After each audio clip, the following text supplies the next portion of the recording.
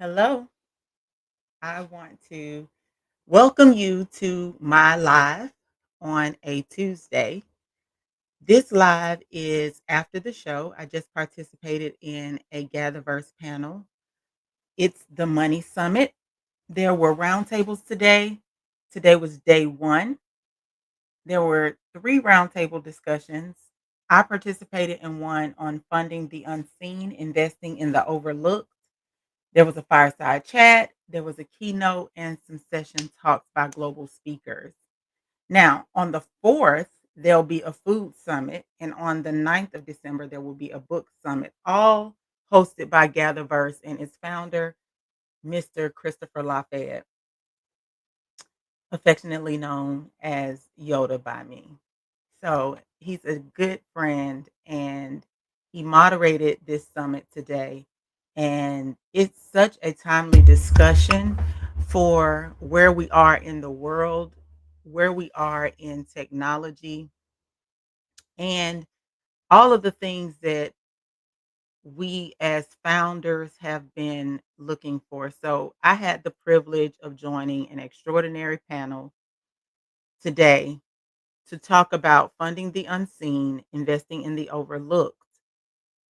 Now, I'm a founder, I'm an educator, a metaversity architect, a chemist, a mom, a wife.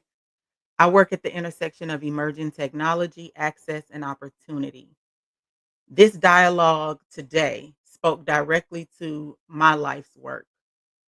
I'm just a little black girl from Decatur, Georgia, who found the audacity to literally hope, to dream, to speak up, to be authentically herself in times when people may have thought that I had nothing to offer. I work across communities that are underestimated, that are underrepresented, that are historically excluded populations, where I see brilliance that remains unseen, unfunded, as well as undervalued. Yet these same people who are unseen, underfunded, and undervalued are the innovators who shape the culture. They're the dreamers who ignite movements, and these overlooked minds are who, when invested in, actually transform entire ecosystems. Today, I joined thought partners equally committed to shifting the narrative. Mr. Christopher Lafayette is moderator and founder of Gatherverse, Ian Kang, Lauren Desher, who also works in virtual reality, Judith Ifizu, Dominion Duboisi, Carlos Gladden, Golden Johnson, and Orestes Spiro. Spiro. So this was a roundtable that had many questions of which we prepared for but did not talk about. But I want to talk about some of these roundtable questions that were sent out to us because it's still very important to hear also from you your thoughts on who remains unseen in today's investment landscape and why. What criteria can be used to find overlooked investment opportunities? What are the common opportunities and challenges faced when investing in overlooked sectors? What blind spots arise from investors relying on traditional systems of investing? How do we shift investment criteria to reward long term societal benefit? Should overlooked founders create stronger, more resilient solutions or create more visibility? We'll come back to that one because for me and the students that I work with, the clients that I work with, that is what I try to do. What blind spots arise from investors relying on traditional systems of investing? Which hidden markets are ready for investment but remain overlooked? What is justice and capital allocation? How important is collaboration among investors, entrepreneurs, and community organizations in funding the unseen? And then finally, how can investors prepare for market shifts that reveal unseen opportunities? Now, that's a lot of questions, and there was no way we were going to get to those anyway. But the conversation led in down an authentic path of what does it mean to be and own your own brand? What does it mean to make and carve out space for yourself? And you know me as the molder of minds. I'm always going to show up as my authentic self, and I believe others should too. One, I don't, as a neurodivergent person, I don't really have the energy to come out off as anything other than who I am. And I'd rather be accepted for who I am than mask who I am not for the rest of my life.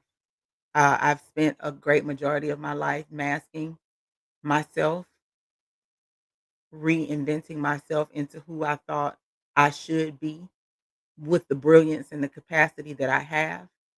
And it has not served me. And at this stage of my life, I have realized that I will be at peace. I will be encouraged. I will live the end of my life better than I lived the beginning of my life. And for so many reasons. When you think about the lifespan of the human being, you think about 80 years, let's just say. I'm 47. I am well beyond half of those years. And if I only have 33 years left to make impact, they're going to be the best damn 33 years that I've ever experienced.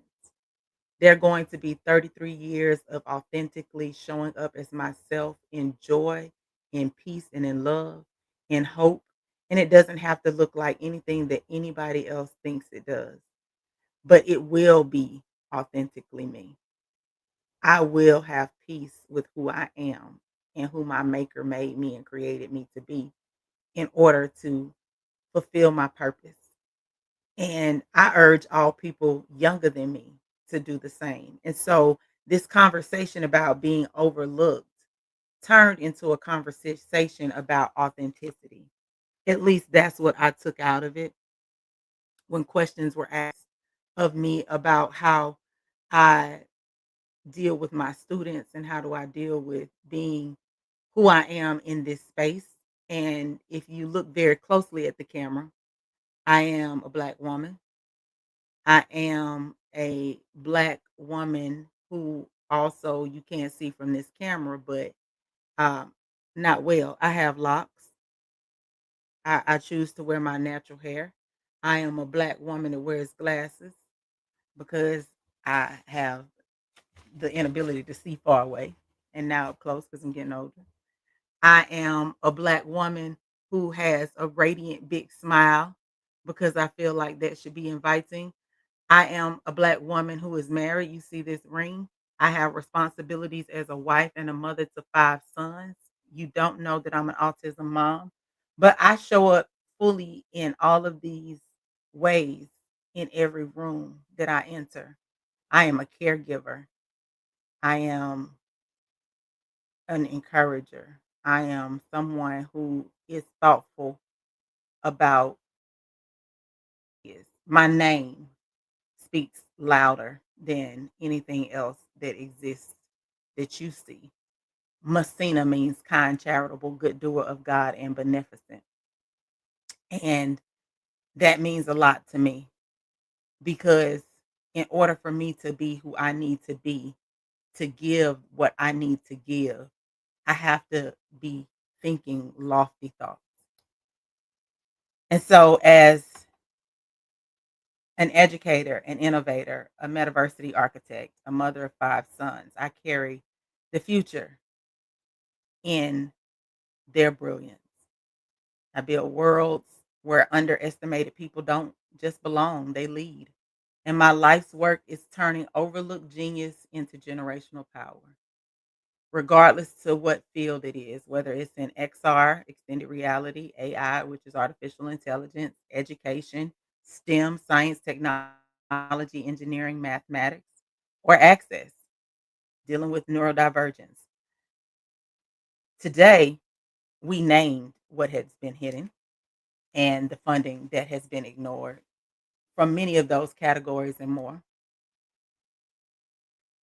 When I think about who remains unseen in today's investment landscape, I think about the students down at Morehouse College or Clark Atlanta University, where I attended undergraduate school, or even Spelman College, where I taught, or Morris Brown College, where I go and speak and attend events.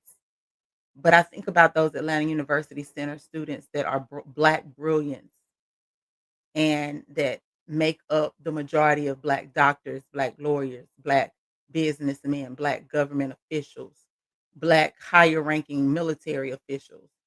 I think about all of these founders and innovators and entrepreneurs that come out of these spaces that create places of peace, hope, and love within the world. And these community based problem solvers are often unseen, not because they lack value, but because they don't understand how much value they add. I work with students on building metacognitive strategies to think about what they're thinking about, to be more self aware, to be more grounded and more mindful about what they are pursuing and why they are pursuing it. I tell people all the time, especially my students, don't be afraid of your own brain. It's brilliant. Don't be afraid to be in your own head. Don't be afraid to have thought it and then do something about it. Speak to yourself kindly, bravely, boldly, courageously. Listen to your own heart and follow that path. Know that you matter and find out what God says about you. Your faith will take you places where nowhere, nothing else will. And it doesn't matter what anyone else says. You tune them out just like you do everything else that is noise. What does matter is that you have integrity, that you have a moral compass, that you are seeking to help all humanity. And so we look for impact indicators. Who is solving high friction problems in your community? Who is building communities at scale? Who's creating the solutions that reduce costs, that expand access, that democratize technology? Those people are rising from lived experience, often having sharper insights and stronger product market fit than those who have designed from being observers afar. So, when you think about the common opportunities and challenges faced when investing in overlooked sectors, the opportunities are enormous. There are untapped markets and cultural relevance, community loyalty, and disruptive innovation that comes from necessity. Everything that has been built, created, and innovated, even in this country and beyond, in this world, has been because there was a gap that needed to be filled. But there are also challenges with limited early capital, system gatekeeping, investors misreading unfamiliar brilliance as risk. But those willing to do their homework reap generational returns financially and socially. One thing that's so interesting is people who are the have nots. I would consider myself traditionally a have not. I don't have generational wealth. I don't know anyone else in my family that does. I am a descendant of slaves, Sally and Sally Arnett and Henry Williams in Sylvania, Georgia, who decided that after slavery they start the first school in Scriven County, Wesley Chapel AME. And it was a school, but it was also a church. So I come from a long line of teachers and preachers. And regardless to what we had and had to give and offer and built and created, the same systems crumbled within a few generations because there was no system building. There was no real way of holding on to what you had because there was no blueprint. And it's always been being created as the rocket ship is going to space. So, yes, there is risk, but with risk comes reward And with risk also comes the opportunity to share what you also know. Yes, investors have blind spots. Yes, you have capital that doesn't trickle down to the HBCUs that need them the most, the global South ecosystems, the community centers, the immigrant households, things that are not familiar become systems that aren't viable. But we can shift that. We have to do some grassroots work, some on the ground, boots on the ground work to get it done. But we have to start thinking about how to uplift our community individually, then collectively. But capital and partnership and funding and upholding people has to be something that is patient, that is holistic, that is kind, that stays a little while. I have some purposeful partners that have chosen to not just visit, but stay a little while. And as you stay a little while, I learn a little more. And as I learn a little more, I grow a little more. And as I grow a little more, I'm able to impact a little more. And those things are really important to make shifts in the economy. While I'm still riding the waves of today's conversations, talking about money and justice and who gets funded and who gets forgotten, it it's revolutionary. Um, Today they chose revolution. They chose to really unpack whose brilliance was being overlooked on that stage, and many people that spoke still about the importance of community. So, yes, there are unseen Black founders, women innovators, neurodivergent thinkers, rural technologists, and community rooted problem solvers. They remain unseen, but it's not a lack of brilliance. It's system wide. It is not knowing what you don't know. It's not knowing what's on the other side. And the only way to break out of that matrix is to recreate the worlds that you want to see. I do that a lot in virtual reality. I create worlds and build things that make me reimagine who I am and who my students are, and have us think about content and complex knowledge and information quite differently than we could in the real world, in the tangible world. Be all you can be who you want to be your authentic self, and show up fully in those spaces to build your own self awareness muscle, to build your own capacity for knowing, for being, for existing. Value pedigree, or do you value impact? That's the question. Most people value pedigree over impact. That's not for you to try to figure out, though. You are to build the most transformative solutions, and it starts within. When you think about opportunities and challenges that exist, you must ask yourself, do you yourself want safe returns, or do you want generational returns? Because overlooked sectors offer cultural loyalty, untapped markets, disruptive innovation that have been born from necessity. There are blind spots. There are investment criteria that should reward societal benefit. What does success mean if community uplift isn't part of the equation? Metrics like economic mobility, wellness outcomes, workforce access, and community transformation must be taken into account. Capital should be patient, and impact must be measurable. And if you can help another person reach their goals because you know they provide value in a way that you cannot, help them. But you are your brand, and brilliance alone won't save you. Your visibility will, showing up authentically will, using that visibility as leverage will. There are markets ripe for funneling in capital investment where you will get more than your fair share of return.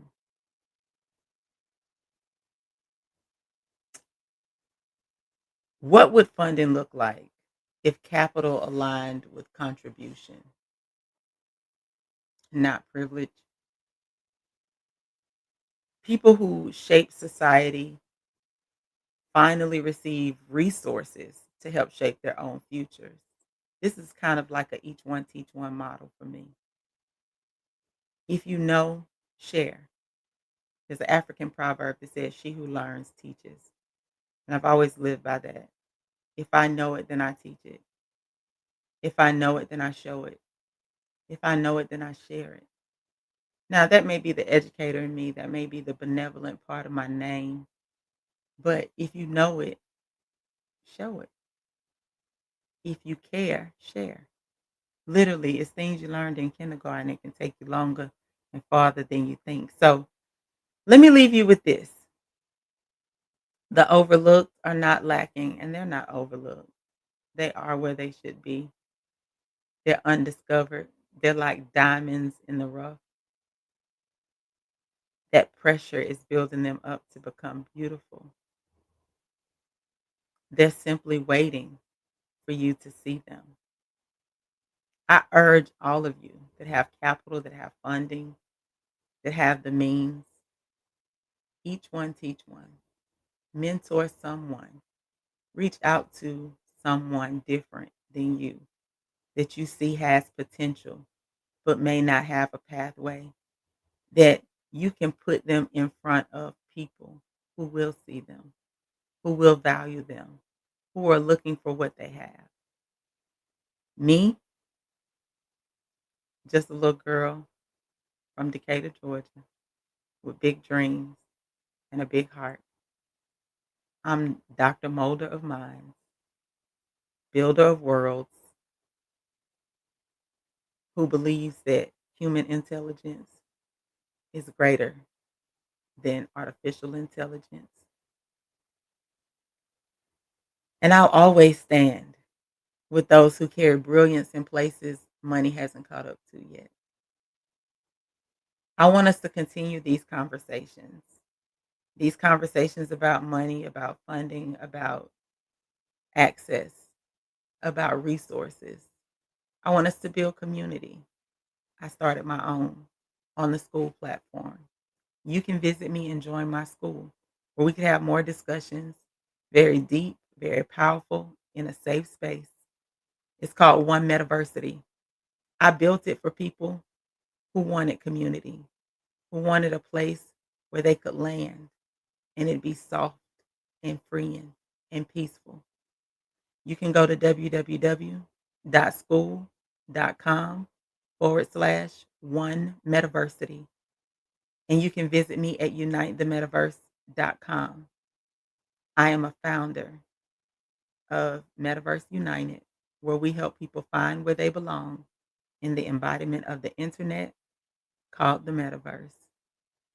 And because the future is not coming and it's already here, I know if you're unseen, then you're ready. So stay ready and join my community. God bless you. Take care.